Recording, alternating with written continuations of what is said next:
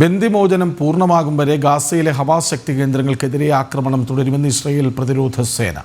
കസ്റ്റഡിയിൽ തുടരുന്ന എല്ലാ ബന്ദികളെയും മോചിപ്പിക്കുന്നതിന് രാഷ്ട്രീയ നേതൃത്വത്തിന് പിന്തുണ ഉറപ്പാക്കുമെന്നും സൈന്യം പറഞ്ഞു. 57 പേർ ഹമാസ് കസ്റ്റഡിയിലുണ്ടെന്നാണ് കണക്കുകൾ. വിവരങ്ങളുമായി ഐസൻ ജോസ് ചേരുന്നു. ഐസൻ, ഈ ഇസ്രായേൽ ആക്രമണം ഗാസയിൽ തുടരുന്നുവെന്ന വാർത്തകൾ പുറത്തു വരുന്നുണ്ട്. ഏതായാലും കൃത്യമായൊരു നിലപാട് ആവർത്തിച്ചു പറയുന്നു ഇസ്രായേൽ, ശരിയല്ലേ? കൃഷ്ണരാജ്, ഒരു നിലപാട് ഉറപ്പിച്ച് പറയുന്നുണ്ട് ഇസ്രായേൽ. അത് നേരത്തെ തന്നെ, അതായത് ഒക്ടോബർ 7 മുതൽ പ്രത്യാക്രമണം ആരംഭിക്കുന്ന ദിവസം മുതൽ ഇസ്രായേൽ പറയുന്നത് ഒറ്റ കാര്യമാണ്: ബന്ദികളുടെ മോചനം പൂർണ്ണമായും സാധ്യമാക്കുക എന്നതാണ്. ഈ ബന്ദികളുടെ മോചനം തന്നെയാണ് വെടിനിർത്തലിൻ്റെ ഒരു ധാരണയിലെ പ്രധാന ഘടകമായി കണക്കാക്കുകയും ചെയ്തത്. പക്ഷേ അതിൽ ചില ആശയക്കുഴപ്പങ്ങളുണ്ടാവുകയും ചില വിട്ടുവീഴ്ചകൾ ചെയ്യേണ്ട സാഹചര്യം ഇസ്രായേലിനുണ്ടാവുകയും ചെയ്തുവെങ്കിൽ കൂടി വെടിനിർത്തലിന് മുന്നോടിയായി മുഴുവൻ ബന്ദികളെയും മോചിപ്പിക്കുന്ന കാര്യത്തിൽ ഹമാസിൻ്റെ ഭാഗത്തു നിന്ന് തീർത്തും നിരുത്തരവാദപരമായൊരു നിലപാടാണ് ഉണ്ടായത്.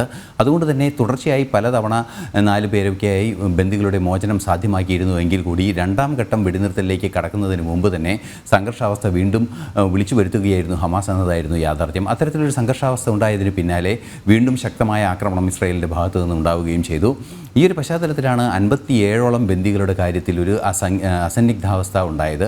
ഒരു സങ്കീർണമായൊരു സാഹചര്യമായി ബന്ദികളുടെ കാര്യത്തിൽ ഉണ്ടാവുകയും ചെയ്തു.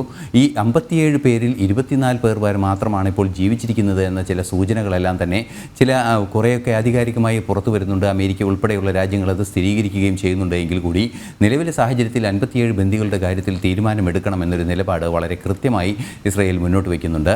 ആ മുന്നോട്ട് വയ്ക്കുന്ന ആവശ്യം നടപ്പാകും വരെ കർശനമായ നടപടികൾ, ഈ അടുത്ത ദിവസങ്ങളിലായി അതിശക്തമായ ആക്രമണമാണ് ഇസ്രായേൽ ഹമാസ് ശക്തി കേന്ദ്രങ്ങളിലെല്ലാം നടത്തുന്നത്. ഹമാസിൻ്റെ ആയുധശേഖരങ്ങളിലും അതുപോലെ തന്നെ പശ്ചാത്തല സൗകര്യങ്ങളുമെല്ലാം തന്നെ അതിശക്തമായ ആക്രമണം ഇസ്രായേൽ പ്രതിരോധ സേന നടത്തുകയും ചെയ്യുന്നുണ്ട്.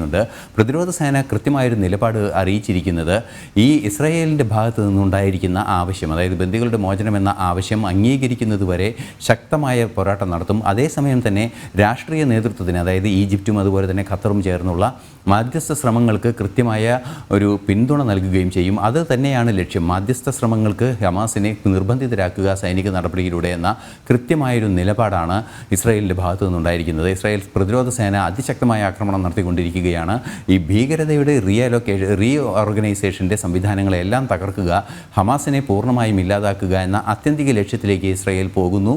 അതിന് ലോകരാഷ്ട്രങ്ങളുടെ പിന്തുണയും പ്രത്യേകിച്ച് അമേരിക്കയുടെ പിന്തുണയും എല്ലാം തന്നെയുണ്ട്. നമുക്കറിയാവുന്നതാണ്, ഈ അടുത്ത ദിവസങ്ങളിലാണ് പശ്ചിമേഷ്യൻ രാജ്യങ്ങളിൽ ട്രംപ് സന്ദർശനം നടത്തിയത്. ആ സന്ദർശനത്തിന് ശേഷമാണ് ഇത്രയും ശക്തമായ ഒരു ആക്രമണം ഇസ്രായേലിൻ്റെ ഭാഗത്തു നിന്നുണ്ടായത് എന്നതും ശ്രദ്ധേയമാണ്. തീർച്ചയായും നമുക്കറിയാവുന്നതാണ്, ഈ ബന്ദികളുടെ മോചനം സാധ്യമാക്കാതെ മറ്റൊരു ചർച്ചയിലേക്ക് നീങ്ങാൻ ഇസ്രായേൽ തയ്യാറല്ല എന്നൊരു യാഥാർത്ഥ്യം നിലനിൽക്കുമ്പോൾ തീർച്ചയായും ശക്തമായൊരു നടപടി രാഷ്ട്രീയ രംഗത്ത് നിന്ന്, അതല്ലെങ്കിൽ ഈ ഖത്തറിൻ്റെയും ഈജിപ്തിൻ്റെയും നേതൃത്വത്തിൻ്റെ ഭാഗത്തു നിന്നുള്ള ഒരു വെടിനിർത്തൽ നീക്കങ്ങളും അതുപോലെ തന്നെ സമാധാന നീക്കങ്ങളും ഏറ്റവും സുപ്രധാനമായ ബന്ദികളുടെ മോചനവും സാധ്യമാക്കാനുള്ള നടപടികൾ ആരംഭിക്കുക എന്ന് തന്നെയാണ് മനസ്സിലാക്കാൻ സാധിക്കുന്നത്. കൃഷ്ണരാജ്, ശരി. ബന്ദിമോചനം പൂർണ്ണമാകും വരെ ഗാസയിലെ ഹമാസ് ശക്തി കേന്ദ്രങ്ങൾക്കെതിരെ ആക്രമണം തുടരുമെന്നാണ് ഇസ്രായേൽ പ്രതിരോധ സേന വ്യക്തമാക്കുന്നത്. വിവരങ്ങൾ നൽകുകയായിരുന്നു ഐസൻ.